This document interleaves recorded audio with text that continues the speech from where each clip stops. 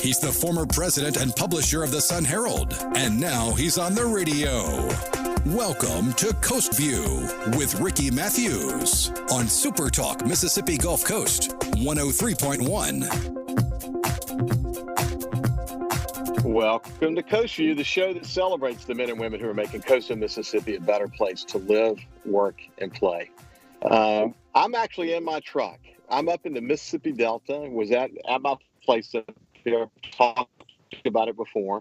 Had everything ready to go. Kyle and I tested yesterday. Wi-Fi was going to be perfect. Everything was great. My wife Ann sends me a note and asks me how the setup is going. I said we're ready to go. And literally, when I hit the send button on my phone, the power goes out.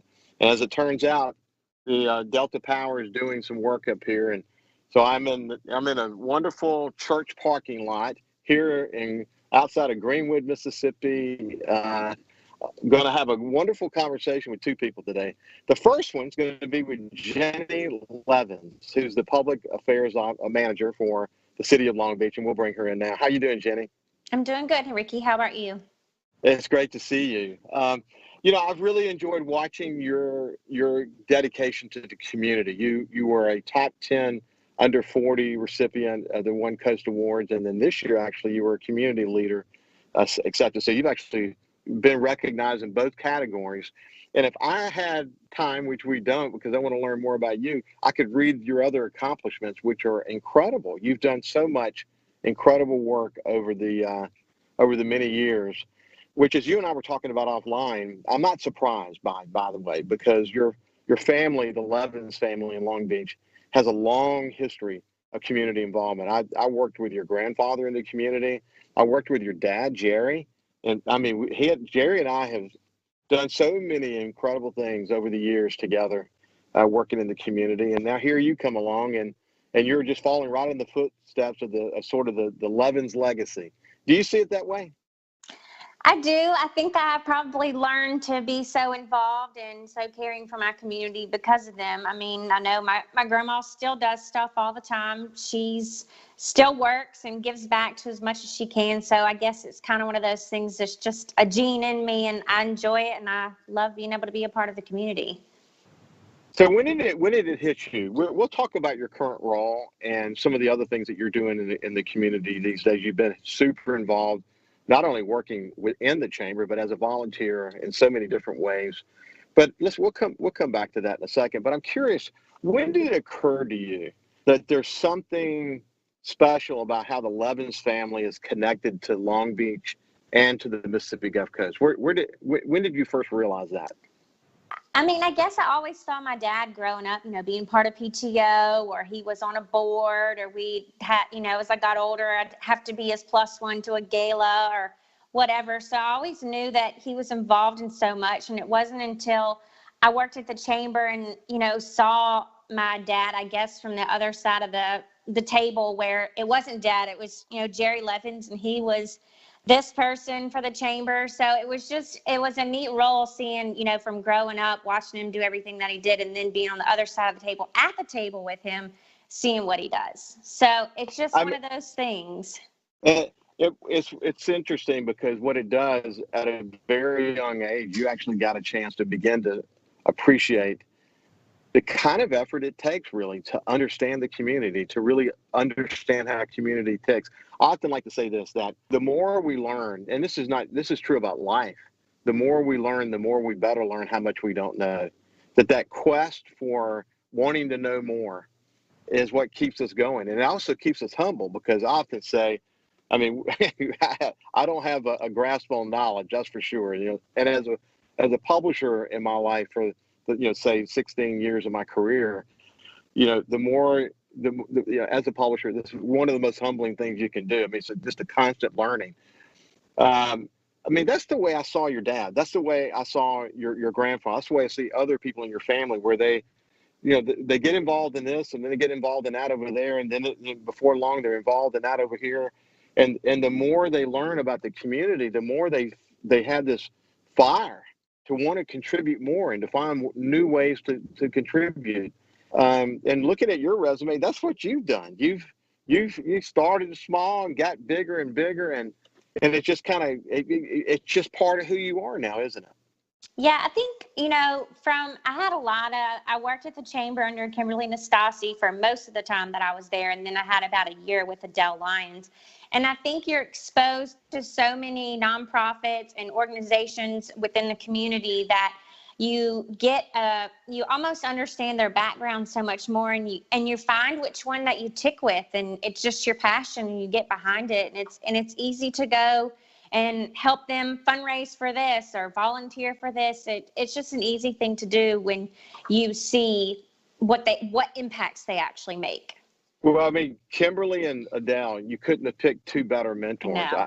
I had the opportunity to mentor Kimberly early in her career. She came to me at the Sun Herald and said, I really want to develop a relationship with you so that I have a mentoring relationship where we can have conversations. She would just come by from time to time and we'd sit and just talk about things she was involved in, and me just providing feedback, just having just a conversation. She was always interested in picking my brain. That was kind of part of what made her tick. And then, of course, now she's over at Ingalls and doing well there.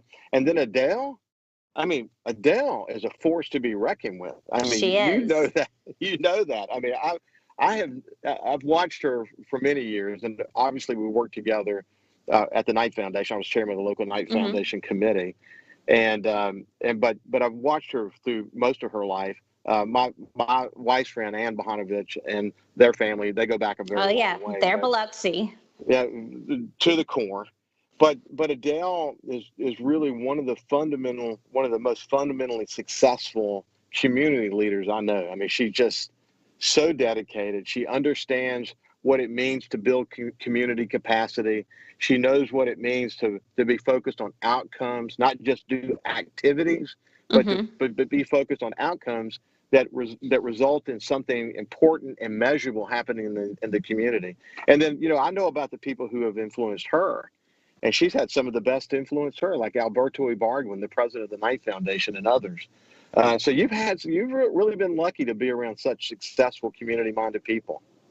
I used to think when I worked at the chamber and I looked around at the table when we'd have board meetings, I'm like, gosh, I get to work with these people. I never thought this would happen. And they actually know who I am and what we do. So it's cool. Well, you started young. And look at so let's do this. So when you got out of school, what was the first thing you did? And let's just kind of retrace your steps that led you to working with the city of Long Beach. So I volunteered with the community foundation because I was like, I got out of school, had a finance degree, didn't know what I wanted to do, didn't know if I wanted to stay here.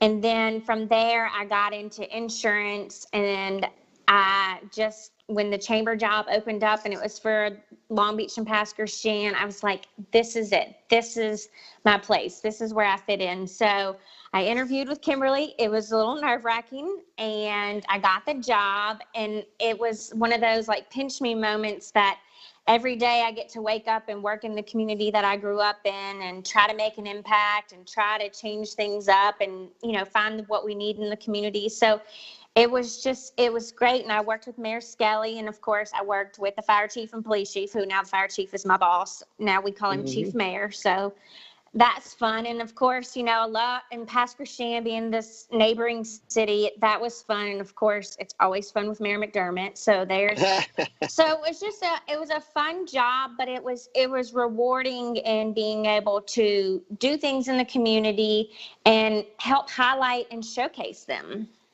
What I like about the role, I mean, so you grew up in Long Beach, so now you have responsibilities for the Long Beach Chamber within the context of the Mississippi Gulf Coast Chamber of Commerce, but you also have Pascagoula, the neighboring city.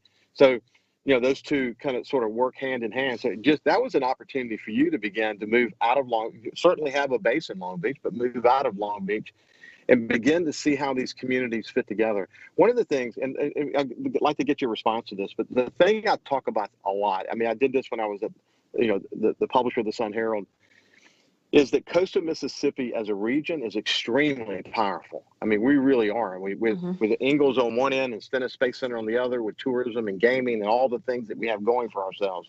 The wonderful quality of life. I love that. That's so sweet. for the wonderful quality of life that we have. And the bottom line, by the way, for radio audience, her daughter just came in to hug her, which I just thought was so sweet. We get to see that on the Facebook and YouTube audience.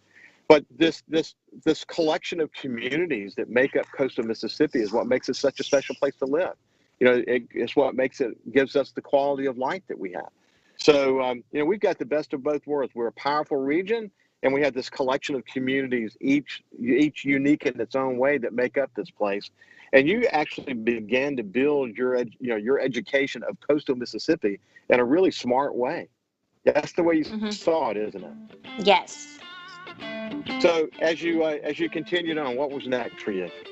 And then, so I was at the chamber for 5 years, and then when Mayor Bass came on as mayor, well, he secretly would have breakfast with me and tell me that I had to come on with him when he won the election. So I was like, let's do this. We'll come back with Mayor Bass in just a second. I thought the world of him as well. So we'll be back after this break. We have Jenny Levins here, who works with the Long Beach city of Long Beach, and we'll continue our conversation about what inspired her in the community and the kind of work she's up to these days. We'll be back after this break.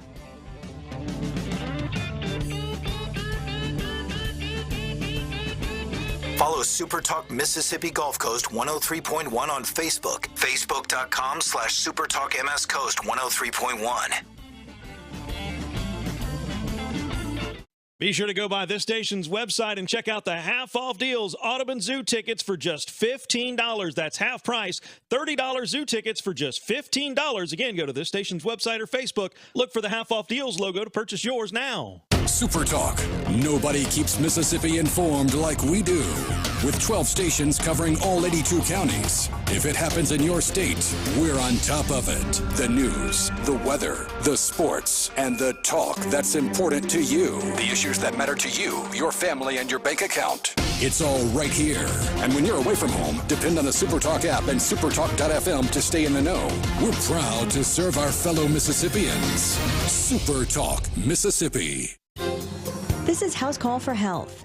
Medical researchers spend years developing drugs to treat cancer, but it's possible the next big cancer-fighting breakthrough could already be in your medicine cabinet. Scientists have long known that a drug for one ailment can sometimes be effective in treating something else. Aspirin is the most famous example. Researchers at Harvard, MIT, and the Dana-Farber Cancer Institute tested more than 4,500 existing medications. They found 48 drugs that killed at least some cancer cells. These drugs are for several different conditions, including diabetes, inflammation, and alcoholism. One drug is used for treating arthritis in dogs.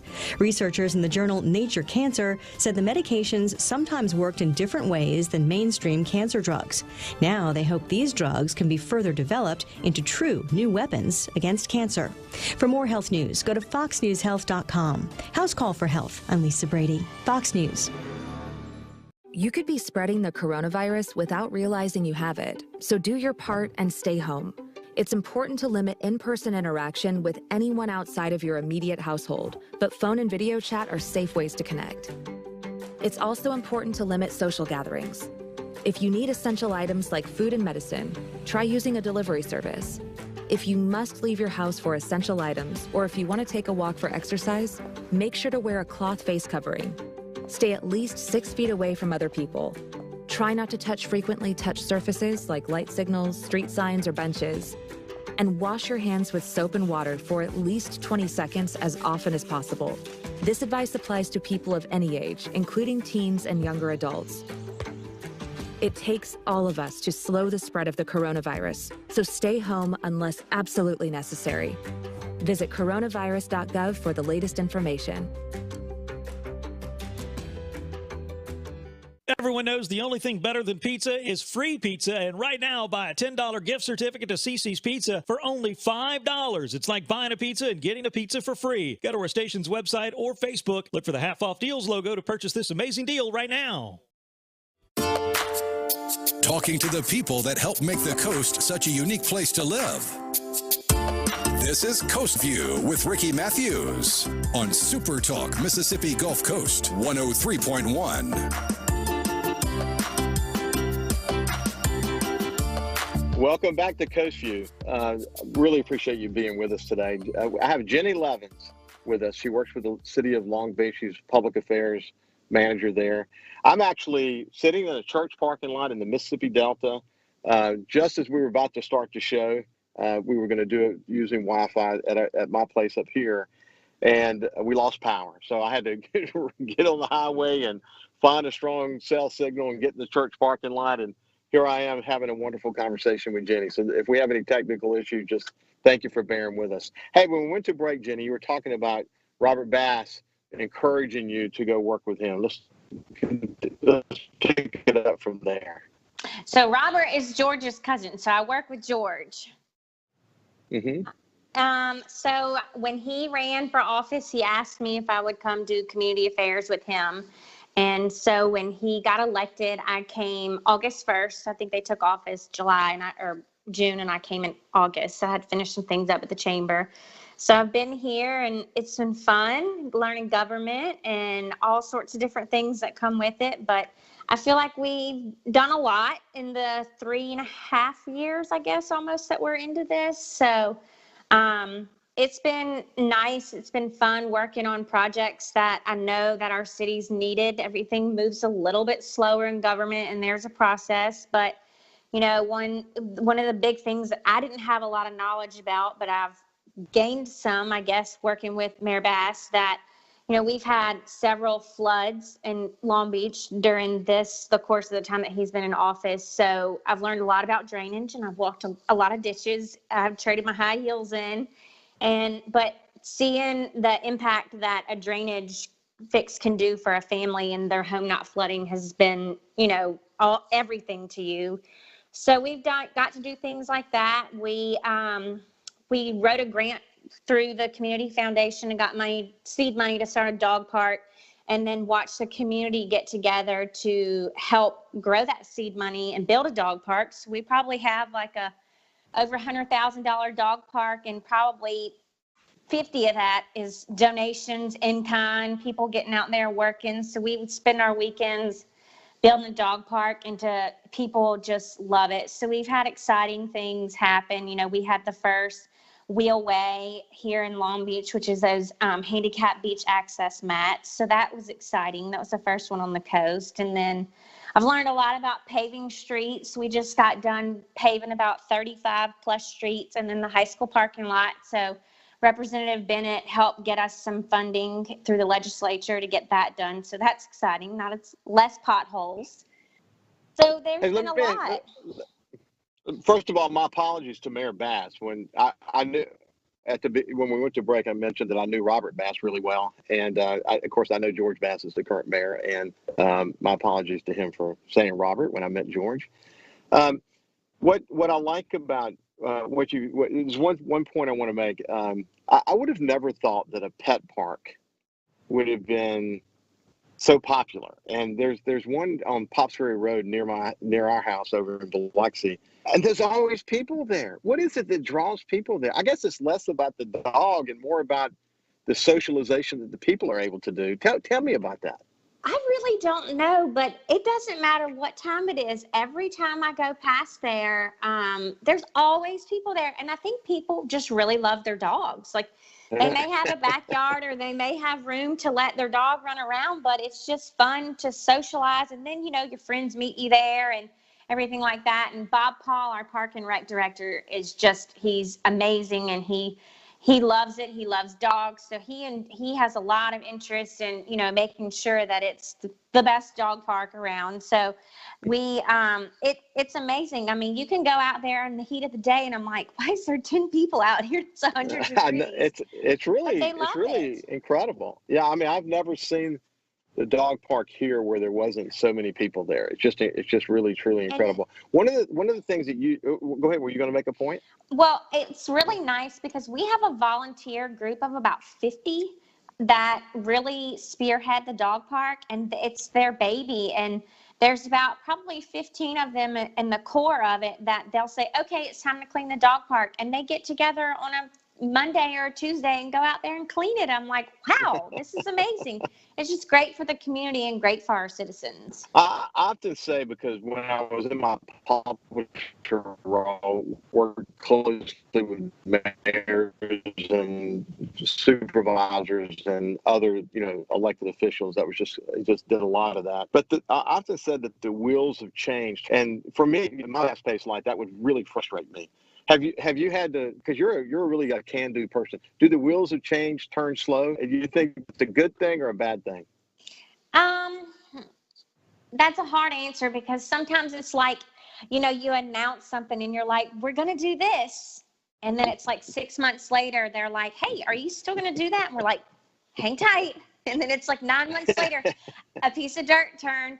It just is a long process. And, there's a reason why it's a long process, so that you can get the things done.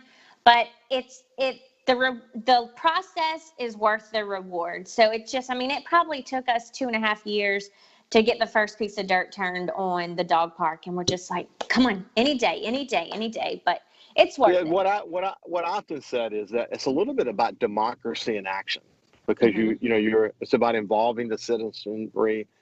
It's about, debating all the aspects of things that you're going to change in the community. I learned this a lot after Katrina. We spent a lot of time after Katrina talking about the importance of getting the information to people whose communities were destroyed, so they could have a voice in the process. And, I think once the rebuilding started, things started to happen more quickly. It took a while, but part of the reason it took a while is people were sort of re-envisioning how they wanted their community to be. And it was about engaging people in the process and giving them a voice. And whether you're talking about rebuilding the city of Long Beach or building a pet park, it's important to involve people in the process. And that's one of the key reasons why the wheels have changed, often turn slow, for a very good reason.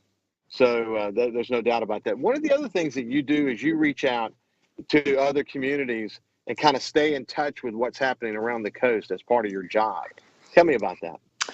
I have great relationships with several people along the coast. Clay Jones in D'Iberville, and the mayor in Ocean Springs, and then, Mayor Hughes and his staff. I worked with some of them at the chamber, so that's easy. And then,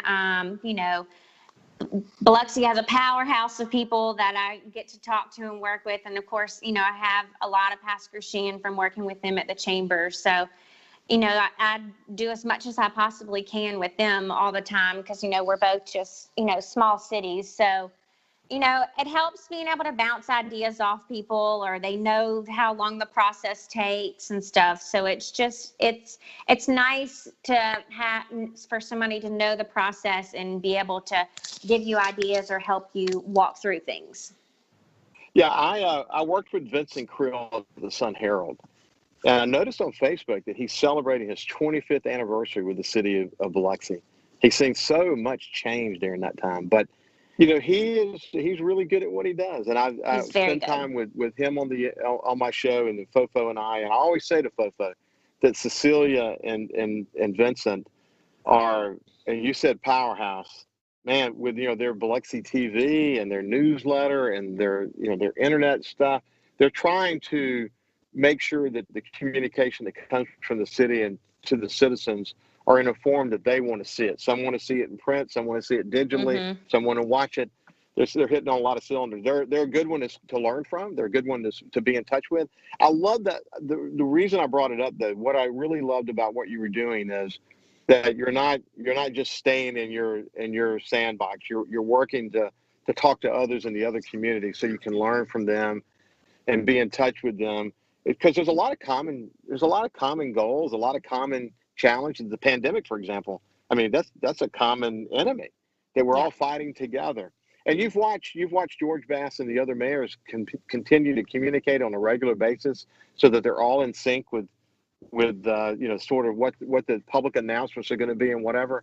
I mean, that's been a terrific thing to watch. You've watched all that kind of unfold, haven't you? Yeah, I just got a notice as we were sitting on here that they have a conference call in 30 minutes. Mayors have a couple weekly conference calls throughout this whole time period to like you said, make sure that, if we're making an ordinance or, a restriction or whatever that we need to do, it can be kind of be unified, because if we do one thing here and Gulfport doesn't do it, then you kind of defeat the purpose. So, it'd be nice if Hancock County got on, where if we're going to have to mask, that they get to mask, because, travels. So, yeah. Jenny, we're about to wind down, but I want to make sure before we leave, in the minute we have left, just what's your single message to young people who are thinking about getting involved in the community? Find something that you like, that you have a passion about, and be that person and help make the change in your community. Don't sit on the sidelines, saying, well, if I could do this, if I could do this. You have to be that person that wants to make the change. Well, that's awesome, and have a passion for it. It's been a pleasure to spend time with you. I look forward to coming back. If you have anything important and you want to talk about as it relates to the city of Long Beach, don't hesitate to reach out. I'd love to have you on to talk about things like that. So have a great day and enjoy your daughter. Thanks. You too.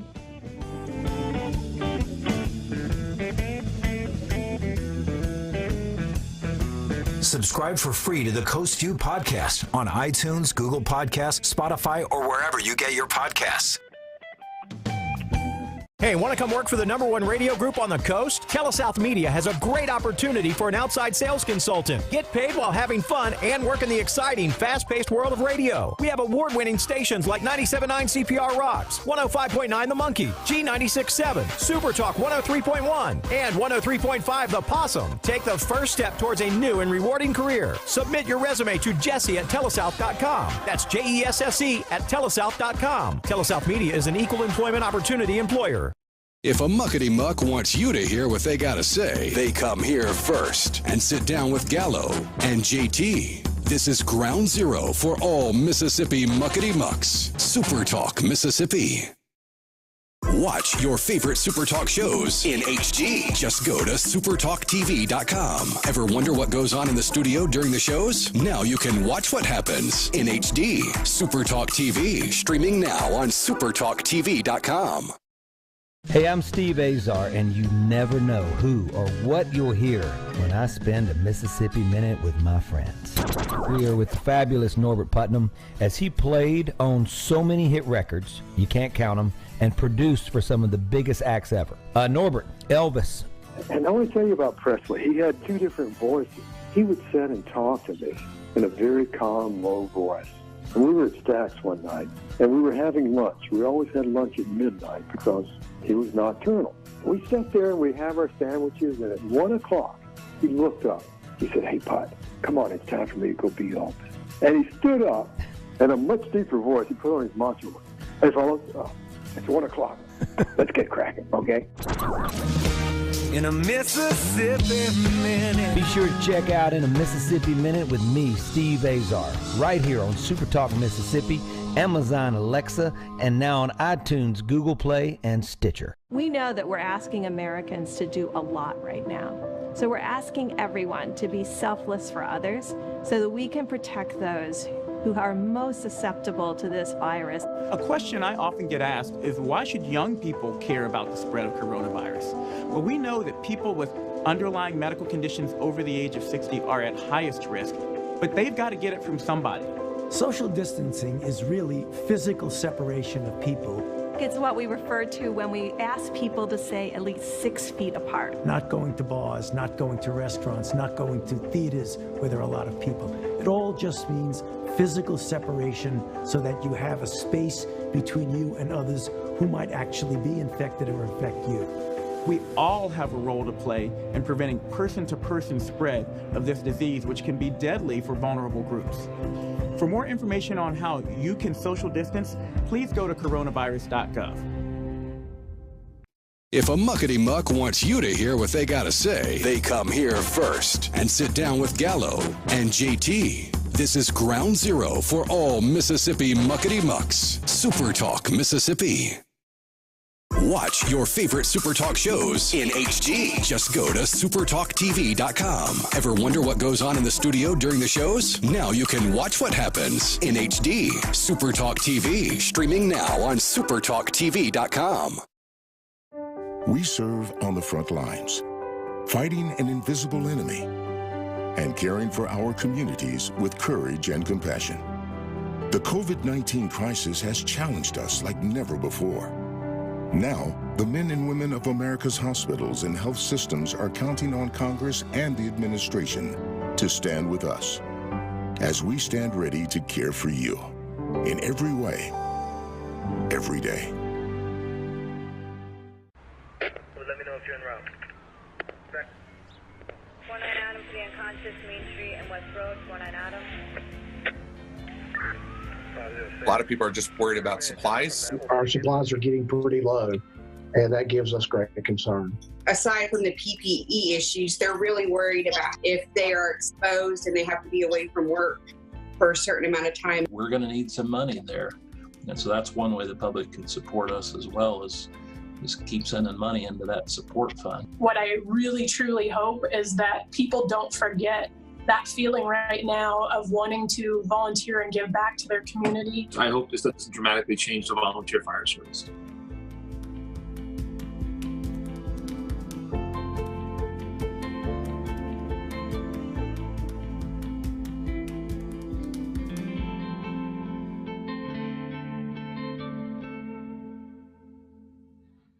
You're a rebel, a bulldog, a golden eagle, or just a sports fan, SuperTalk Mississippi has got a podcast for you.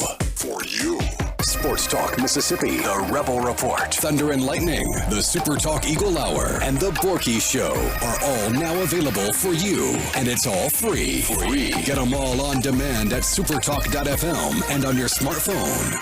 Just search for SuperTalk on iTunes, Google Play, or anywhere you listen to podcasts. He's the former president and publisher of the Sun Herald, and now he's on the radio. Welcome to Coast View with Ricky Matthews on SuperTalk Mississippi Gulf Coast 103.1. Welcome back to Coast View. That was a terrific conversation with Jenny Levins, Public Affairs Manager for the City of Long Beach. I love talking to dedicated people who have committed so much energy and attention to building better communities. That's really what this show is all about. Really putting the focus on people who are working every day to make coastal Mississippi a better place to live, work, and play. So now what we're going to do is we're going to shift gears and move to my friend Julian Rankin, who's the Executive Director of the Walter Anderson Museum. Julian, how you doing? I'm doing well. It's good to be here with you. Well, as I just showed you before we went on the air, I'm sitting literally next to a crop of soybeans in the Mississippi Delta in a terrific church parking lot. We were about to do the show using Wi-Fi from my place up here, and Delta Power turned the power off with about 30 minutes to go before we started the show. So I jumped in the truck and I found where I had a better signal, and Kyle and I, as we have every other time for over 150 shows, we found a way to make it happen. So I appreciate it. And, this is your stomping ground, man. You feel right at home up here, don't you? Yeah, that's where my first memories were made in the Delta. So, soybeans now is more cotton then, but those fields go on forever, and I have fond memories. They really do. Hey, as I mentioned to you off the air, Julian, I'm so impressed when I talk to people across coastal Mississippi who know you. They speak highly of you. In your very short tenure at the Walter Anderson Museum, you have made a lot of fans. And we've had a session before. We've had a couple of sessions before for people who have had the opportunity to watch those, that they understand that you are an incredible communicator, that you are incredibly dedicated, that you have this innate ability to describe why something like the Walter Anderson Museum, the connection that the art there has with creating a sense of place in the community and creating quality of life in the community. And if you missed the conversation that Julian and I had, I would really encourage you to hang in there with us for the next few minutes, because you're going to understand why people, when they talk about Julian Rankin, they speak of him in the highest terms possible as a community leader. So Julian, why don't we do this before we start? I know you're reopening the Walter Anderson Museum. I want to talk about the experience of how that's going. But before we get there, let's talk for just a second about why reopening the Walter Anderson Museum is just critical to the community, even as we try to find a way to find our new normal, so to speak, within this pandemic environment. Why is it so critical? Absolutely. Well, first, thank you for those kind words. And I'll just say, since I came down here in late 2018, the Coast community has been so gracious and embracing of my time here. And also, the museum itself is such an important place, and all the different players that I've come to be working with now, and that's across sector in business and other nonprofits and community and education. There's so many good people doing so much great work here. And Walter Anderson, it was, and his philosophy is about connection and interconnection and what we can do together. So, when it comes to opening the museum, obviously this is a challenging time, and it will continue to be. So we knew, though, that when the time came, and we worked for months on planning in the early stages of the pandemic and going into June, and we opened about a week or so ago, and the museum being opened, I mean, certainly some people may not be ready to visit yet, but the people who have come in have been seeking beauty and solace and community. And so that's what the museum represents. And obviously we have all of our new protocols in place, masks and social distancing and occupancy guidelines and so forth. So keeping folks safe. But we knew that, if there's going to be a recovery, which is going to be an ongoing recovery, culture really has to have a place in that, because it's how we know who we are. Why do we do all the things we do? Why do we go to work and work so hard and have economies that are built around all these small business owners and industries? Well, there's a spirit to a place. There's a reason all that stuff is here. And Walter Anderson's art is a great reminder of the larger scheme of things, about why it's important to care for each other, why life matters, life of all kinds, environmental life, and obviously human life. And so that's why we think it's important to be a player in this, and just opening our doors is probably the greatest thing we can do. And we're trying to do it very responsibly. I was struck, Julian, by one of the first things you did when you got here is you sort of tried, or did not try, you did immerse yourself in Walter Anderson's experience. One of the things you did is you went to Horn Island, and you stayed. I don't know how many days you stayed there, but you just tried to understand, what is it about the beauty of coastal Mississippi that just literally captured him in a way that changed his life forever. That had to have been a great experience for you to really immerse yourself in the things, this landscape, and this sense of place that coastal Mississippi is, that inspired him, and now it's inspired you. Is that true? It is, and that was the first thing I did. So I was camping out on Horn Island on a weekend, and came back on a Monday morning, and was in the office that Monday afternoon for my first day. And when I did that, I was able to be there with John Anderson, the son of Walter Anderson, and some other museum folks, and just people who had wanted to take that trip. And that was my first introduction. And I've since gone back. And so I've been out there by motorboat, if you will. And I've also been out there by canoe. We canoed out there and stayed for 6 days last year for another pilgrimage. And those trips really do change you. And I think people who go to Horn Island, and folks who've grown up here, have been doing that for decades, longer than I've been alive. And there's some magic to it. It's really an otherworldly place. And if you're there at night and you hear, the silence is deafening out there. It's quiet, but at the same time, there's all this life breathing, as if the island itself were alive. And Walter Anderson talks about that. He talked about Horn Island being almost like the back of a whale, like it was almost something primordial and primeval, just submerged and reemerging from the sea. And so that was a great way to start the journey. But I think for Anderson, if you look at the whole coast, our modern, well-articulated industrial coast, even, there's so much diversity of landscape. If you go from, Moss Point and Pascagoula all the way over to Waveland and Bay St. Louis and Pass Christian and up and down, you can find these pockets of wilderness and just interesting places where the environment and society interact, the beautiful live oaks and Ocean Springs, of course, and elsewhere. So there's just some really amazing diversity and unique landscapes here. And Horn Island, I think, is at the top of that list, but it's everywhere. It's a special place. I remember that when you talked about, the silence there, it reminded me that about 2 or 3 days after Hurricane Katrina, we lived on Back Bay of Biloxi, and it was an apocalyptic environment outside. But my sons and I walked outside one night, again, about 2 nights after Katrina, and we looked up at the stars. Of course, the power was still off, and the stars were so bright, and it was just a beautiful night. And my son Justin looked at me and he said, "Dad, what is it about Katrina that made the stars so much brighter?" And I said, "Well, no, that's not that." I said, "We don't have power. You don't have any light that's in the way. This is how it looks. This is how it's supposed to look." It was just so beautiful. Well, that's the same kind of thing you feel when you're at Horn Island, because it's just, you don't have any of this stuff in the way, all this interference in the way. You get to see it for what it is. And what strikes me about it, when I have several pieces of Walter Anderson's at my house, when you see that palmetto bush, or that pine tree, or that sand dune, or whatever it is, you can literally, in that real structure, you can literally see Walter Anderson in that, his ability to capture it. You feel like you're inside Walter Anderson's world in the purest of ways, don't you?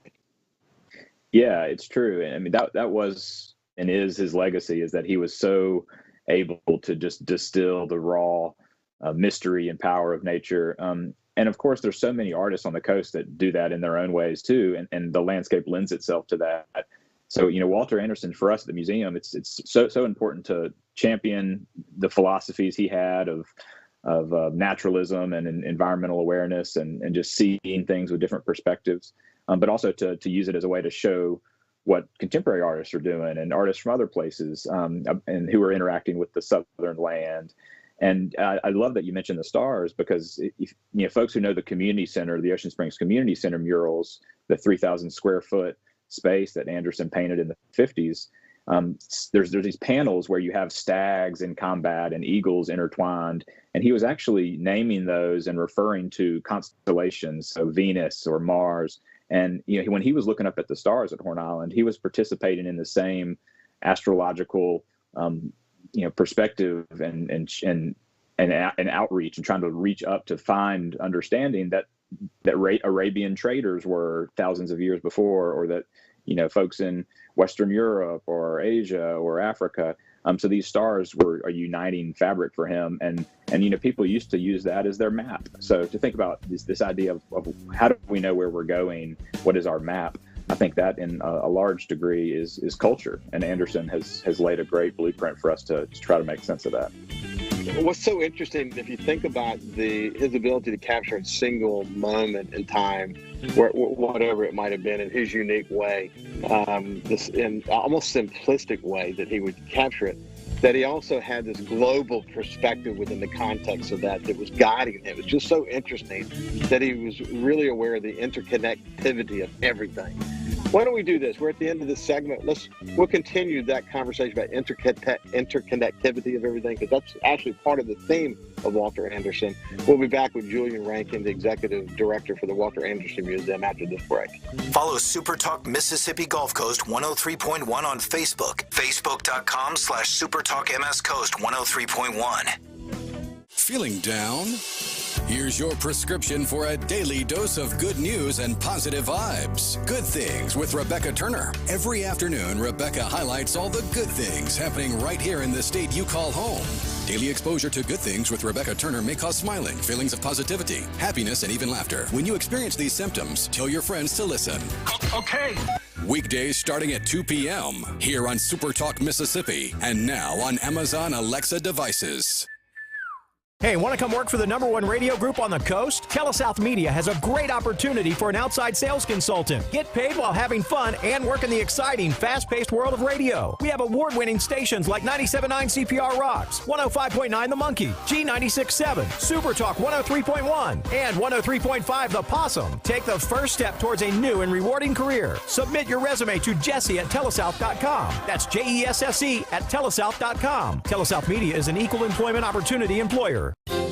This is House Call for Health. There may be no greater medical mystery and no greater tragedy than sudden infant death syndrome. It used to be known as crib death. For no apparent reason, a presumably healthy sleeping baby dies. Medical experts don't have clear-cut answers to what causes sudden infant death, or SIDS, but now they have two risk factors: smoking and drinking during pregnancy beyond the first 3 months. A new study finds that babies whose mothers drank alcohol and smoked tobacco after the first trimester are at far greater risk of SIDS, 12 times greater. Previous studies showed a risk of smoking and drinking individually. This study says doing both drastically increases the danger. The research is sponsored by the National Institutes of Health, which is calling for greater publicity about the danger and improved screening at the very beginning of a pregnancy. For more health news, go to foxnewshealth.com. House Call for Health. I'm Lisa Brady, Fox News. What would happen if I had to pick up the phone, call 911 for one of my family members or one of my neighbors? What would I do if no one was on the other end to respond? What if there was no 911? So you can be a part of the solution. Anybody can be a firefighter. Male, female, younger, older. We have school teachers. We have leaders in business. Is me, you, anyone that wants to be. There is no typical firefighter. Whether you're a Rebel, a Bulldog, a Golden Eagle, or just a sports fan, SuperTalk Mississippi has got a podcast for you. For you. Sports Talk Mississippi, the Rebel Report, Thunder and Lightning, the SuperTalk Eagle Hour, and the Borky Show are all now available for you. And it's all free. Get them all on demand at supertalk.fm and on your smartphone. Just search for SuperTalk on iTunes, Google Play, or anywhere you listen to podcasts.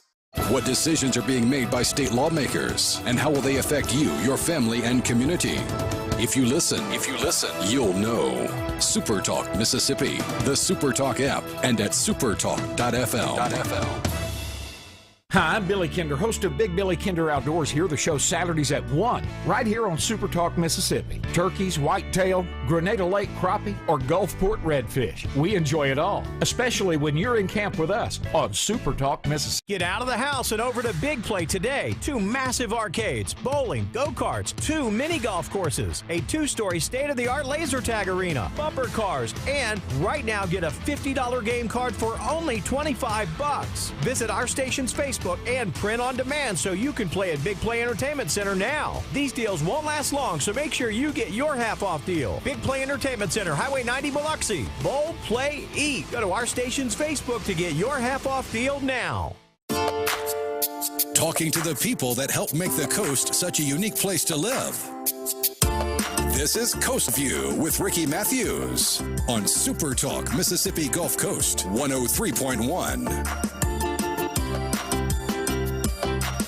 Welcome back to Coast View. We have Jillian Rankin, the executive director for the Walter Anderson Museum, with us. And when we went to break, we were talking about Walter Anderson and his incredible contribution to creating a sense of place in our community. You know, the role that art plays to give us a picture of the things that we enjoy, this interconnectivity that we were about to talk about before we went to the break. That was really important to him, wasn't it? This whole concept of interconnectivity. Yeah, you know, one of the quotes, and he had many because he was a prolific writer as well, but one of Anderson's quotes was, he said, in order to realize the beauty of humanity, we must realize our relation to nature. And so this idea of connection was baked into everything he did.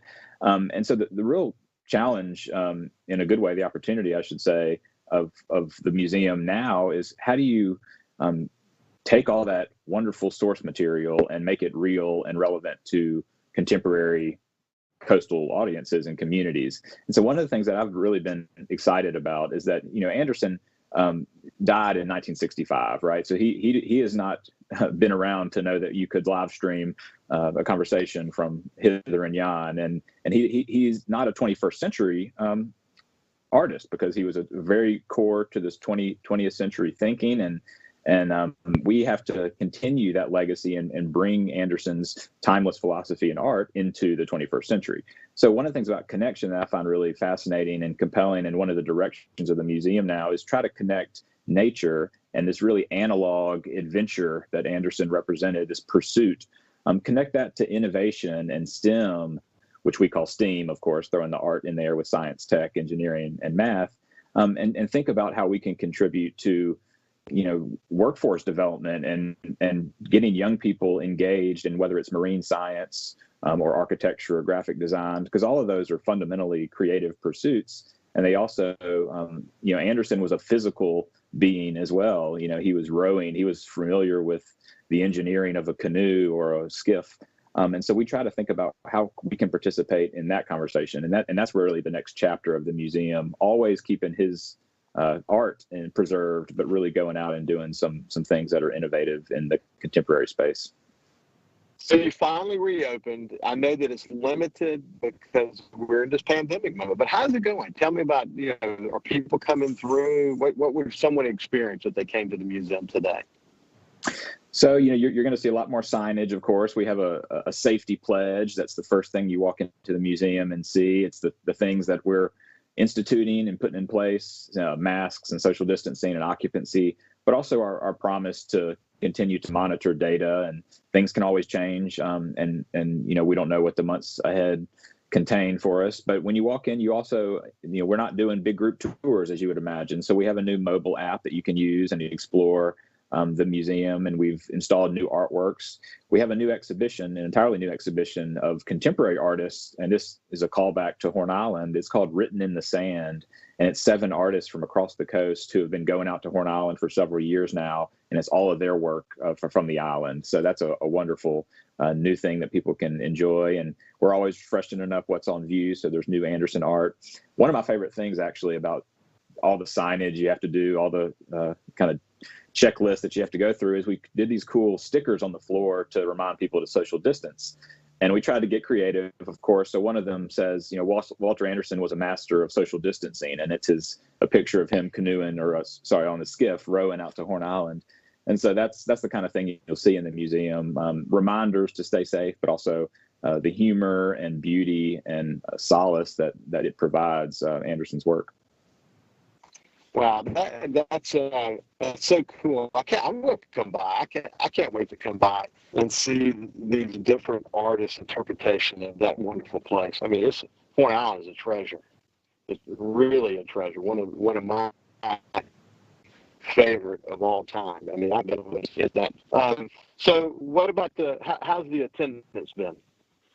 It's been good. We've purposefully not been overwhelmed with crowds. We have time ticketing in case it comes to that, but really it's been on any normal day in a museum, even in the heights of it, we may have hundreds of people come through a day, but it's usually not all at once. And so we've been pleased with how many folks have come in. I've been getting reports daily, and it's really, there's locals obviously coming by, but a lot of travelers are coming in from outside of the coast. And I know that's a big part of the economy and visitation here is people, coming down to see us. And so, like I said, having masks provided to folks who don't have them and keeping them safe has been a top priority. And I'll just say that the other thing, this has been a tough time for everybody, all businesses, all individuals. We wouldn't be able to do this without the sponsors who have stood by us, our corporate supporters, and the grants and the government grants we've been able to get. And so, the legislators who I know have been in a tough session, we're really appreciative of all the people, whether they affect us or not, of doing the work it takes to just stay afloat during this time.